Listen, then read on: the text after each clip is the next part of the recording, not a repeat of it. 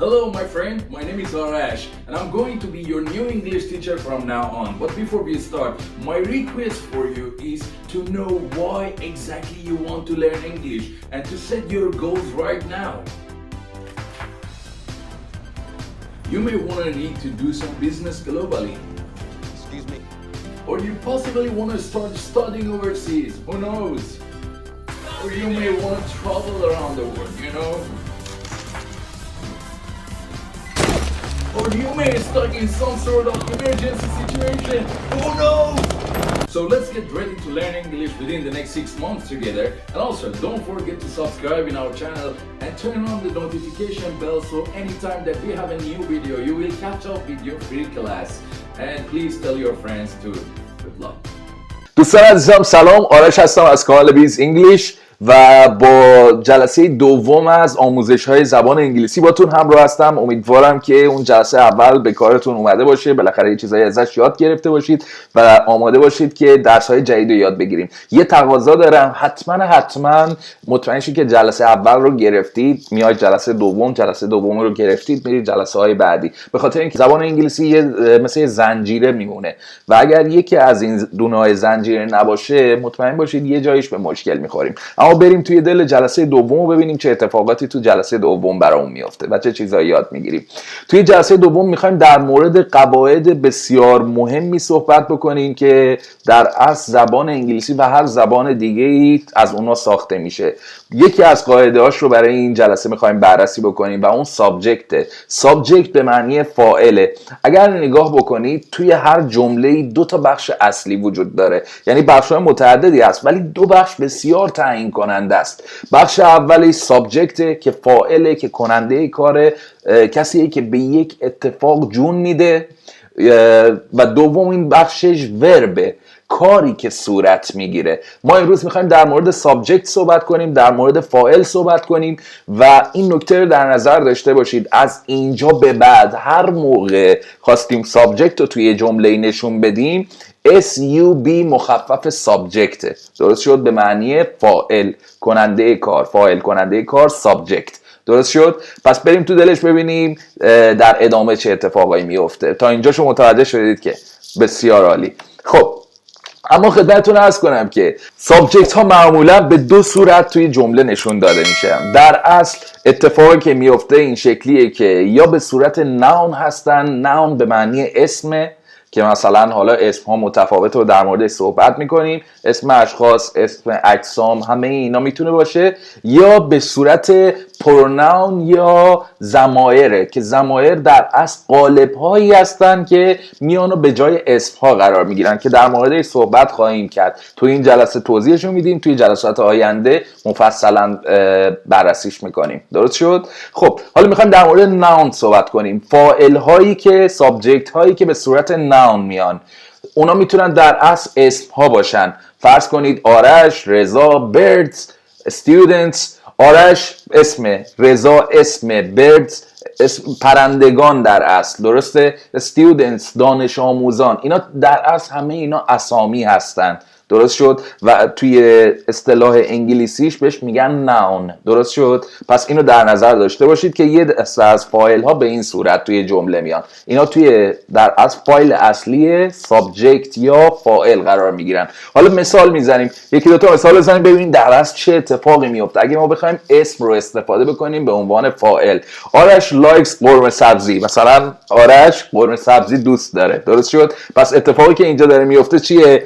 آرش اینجا کسیه که دوست داشتن رو، فعل دوست داشتن رو داره پیاده میکنه، درست شد؟ فعل ما اینجا دوست داشتن، لایکس، آرش فاعل کننده کار، درست شد؟ و دومین جمله phone is ringing یعنی چی؟ یعنی مثلا گوشی داره زنگ میخوره، درست شد؟ یا تلفن داره زنگ میخوره. در اصل این تلفن اسمه، درسته؟ و کاری که داره صورت میگیره، وربی که داره صورت میگیره زنگ خوردنشه، درست شد؟ Abby is singing، درست شد؟ یعنی چی؟ ابی خواننده‌ای که هممون فکر کنم دوستش داریم داره آهنگ میخونه. پس ابی اینجا کسیه که فاعل و کننده کاره. پس اینو فهمیدیم که ناون به صورت اسم ها میاد، درست شد؟ حالا هر موردی هم که هر جاش هم متوجه نشدید کامنت بذارید که بیشتر در موردش صحبت کنیم. خب اما میخوام برسیم به مرحله‌ای که ما ناون ها رو فهمیدیم که اسم ها هستن، اسم ها تقریبا میشه گفت مشخصن دیگه، اما میخوایم یک سری قالب هایی به جای اسم ها استفاده کنیم که جمله راحت تر بشه. یعنی مثلا ما توی همون زبون فارسی خودمون همه چیز رو اسم صدا نمی کنیم، بعضی وقتا میایم چیکار میکنیم؟ تو، او، ما، آنها، ایشان، من، این چیزها رو جایگزین اسم ها میکنیم. درست شد؟ پس اینجا هم دقیقاً به همین شکله. توی انگلیسی هم به اینا میگن پروناون یا ضمایر. خب که حالا ضمایر میتونن ضمایر فاعلی باشن که الان داریم میبینیمشون، حالا بقیه مدلاشو هم بعدها در موردش صحبت میکنیم که ضمایر مفعولی و اینجور داستانه باشن. اما به چه صورت بیان میشن؟ I به معنی من، you به معنی شما. اینو توجه داشته باشید، you به معنی شما مفرد و جمع. یعنی میتونه مثلا مخاطب یه نفر باشه، یا فرض کنید یه نفر وایسه داره با 10 نفر آدم صحبت میکنه، میگه you. درسته؟ پس تمام اونها رو داره در بر میگیره. یه شما، ما تو فارسی خودمون هم ممکنه همین جوری باشه، شما، یا مثلا شما داره طرف سخنرانی میکنه همه رو یه جور بیان بکنه. بعدیش he به معنی او مرد و مفرده. اینو توجه کنید، به یه نفر. او مرد he، she او زن. درست شد؟ ما حالا اصطلاحاً میگیم مذکر، مؤنث، اینجور داستانا، ولی she میشه برای جنس مؤنث یا در اصل زن.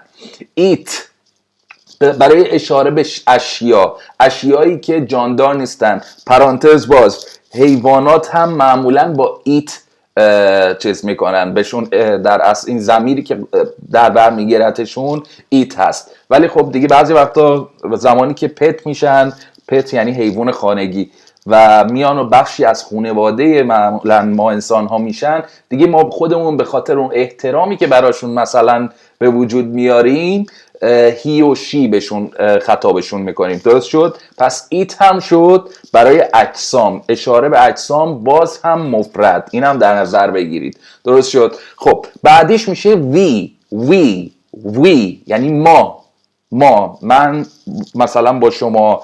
we are studying، we are talking یعنی ما داریم درس میخونیم، ما داریم مثلا حالا صحبت میکنیم و همه این ماجرا. درست شد؟ پس وی شد ما.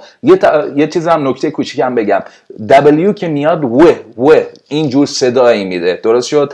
همینجوری خیلی روون نیست و بشه اینجوری، نه، و. درست شد؟ و آخریش هم میشه دی به معنی آنها. درست شد؟ دی، آنها، برای اشاره به کسان، یه عده که ما بخشش نیستیم. حالا میتونه اجسام باشه، میتونه افراد باشه، همه اینا رو شامل میشه. درست شد؟ حالا خیلی سریع چند تا مثال براش میخونم. I play basketball یعنی چی؟ یعنی من بسکتبال بازی میکنم. You برای شما. You study English دارم برای تمام مخاطبایی که دارن این ویدیو رو در از تماشا میکنن و دارن زبان میخونن میگم. You study English میتونه به یه نفر باشه، میتونه به یه تعداد زیاد باشه. He is watching movie او داره فیلم تماشا میکنه. یک نفر آدم نشسته فیلم نگاه میکنه. She is listening او داره گوش میده. درست شد؟ او داره گوش میده. It works یعنی این کار میکنه. ممکنه مثلا داره در مورد تلویزیون صحبت میکنه، خب تلویزیون روشن میکنه، داره کار میکنه، پس این کار میکنه. It works. We talk یعنی ما صحبت میکنیم. درست شد؟ ما صحبت میکنیم. اینا در اصل همه قالب هاییه که کاور میشه روی اسم ها. به خاطر همین اسم ها رو میگن ناون، اینا بهش میگن پروناون. درست شد؟ یعنی اومده یه جورایی یک قالبی، یه ماسکیه که میاد روی اونا قرار میگیره. و they drink، حالا میتونن بالاخره درینکشون الکلی باشه، غیر الکلی باشه، اینو میسپاریم به خودشون که چه جوری میخوان درینک بکنن. ولی خب درینک به معنی نوشیدنی و این داستان هست. امیدوارم که حالا این بخش رو هم کامل متوجه شده باشید. پس شد ناون و پروناون. خب اما ما در از سابجکت ها رو الان کاور کردیم، یعنی الان فهمیدیم فاعل چیه. اگر میخوایم مشق شب داشته باشیم بریم مشق هم بنویسیم، یه 10 تا مثال هم دلتون خواست بنویسید. 5 تا با اسم بنویسید، 5 تا با در از ضمیر بنویسید. یعنی 5 تا با ناون، 5 تا با پروناون. اوکی؟ اگر نتونستید بنویسید، هنوز جمله سازی اینا رو بلد نیستید، ایرادی نداره. فقط تو ذهن خودتون یا همین نکاتی که من نوشتم و همین مثالا رو بخونیدم کافیه. درست شد؟ پس اگه توی فیلمی، توی جایی، توی کتابی، جزوه‌ای، چیزی یه اینطور چیزایی دیدیم، بدونیم که اینا در بخش فاعل قرار گرفتن. اما برسیم به 5 تا وکب امروز، 5 تا کلمه‌ای که امروز می‌خوایم یاد بگیریم. eat, sleep, work, exercise, repeat. eat, sleep, work, exercise, repeat.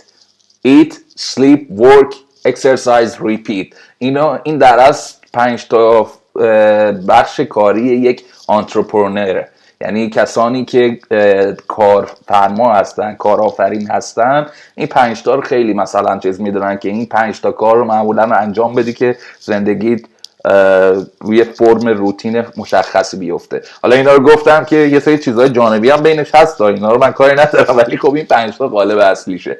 ایت به معنی غذا خوردنه، ایت به معنی غذا خوردن. نوشیدن فرق میکنه، درینک میشه برای نوشیدن. ایت به معنی خوردن. sleep خوابیدن. work کار کردن. exercise تمرین کردن، ورزش کردن، نرمش کردن رو میگن و حالا در این حال تمرین کردنه. درست شد؟ و repeat به معنی تکرار. repeat تکرار. درست شد؟ eat, sleep, work, exercise, repeat. اینا حتما توی قالب کاری و زندگی و این داستانا بذاریم. خب ما بریم به آخرین بخش آموزشمون برسیم که در اصل یک پارت مکالمه باشه. قرار شد که ما یه فاز گرامر رو داشته باشیم، یه پارت رو 5 تا کلمه بگیم. تا امروز اگه این 5 تا کلمه هم بخونید میشه 10 تا کلمه منهای اون چیزایی که تو گرامر یاد گرفتیم. و یه بخشی هم میایم چه کار میکنیم؟ جمله ها رو، مکالمه رو کار میکنیم. حالا فرض کنید ما اگر همینجوری 60 تا جلسه داشته باشیم، دیگه فکر کنم به جلسه 60 که برسید شما دارید میتره کنید قشنگ. درست شد؟ خب بریم اینو بتره کنیم. How are you doing? How are you doing به معنی چه خبر؟ زندگی چطور؟ اوضاع چطوره؟ درست شد؟ How are you doing؟ درست شد؟ یه how are you داریم که چطوریه. How are you doing چه خبر؟ همون چه خبر خودمون. I'm doing alright یعنی همه چیز ردیفه، همه چیز اوکیه، ردیف، توپ، اوکی. درست شد؟ I'm doing alright. I'm doing good. I'm doing fine.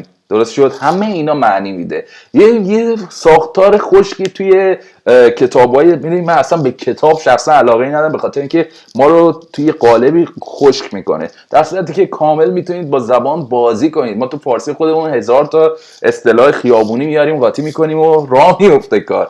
پس اینجا هم همینطوریه، زیاد محدود نشید. درست شد؟ اگه انگیزه کافی داشته باشید، ممکن خودتون دوست داشته باشید چیزهای دیگه هم بدونید، برید دنبالش، مطمئنا جالب‌تر میشه براتون. How are you doing? I'm doing alright. What time is it? What time is it? درست شد؟ یعنی داریم میپرسیم ساعت چنده؟ It is یا it's 10 a.m. It's 10 a.m.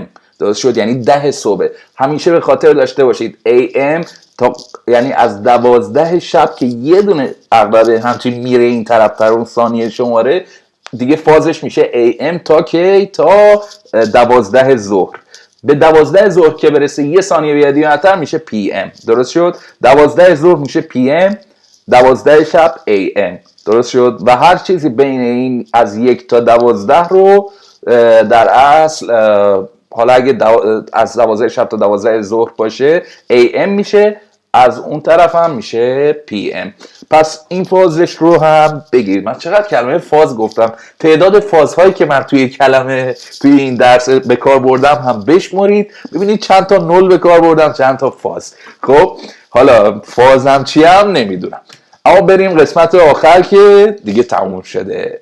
امیدوارم که لذت برده باشید از این بخش آموزشم و بتونیم با هم دیگه روز به روز به اون اهدافی که داریم نزدیکتر بشیم. دمتون گرم، دوستتون دارم و دست خدا میسپارمتون. موفق و پیروز باشید.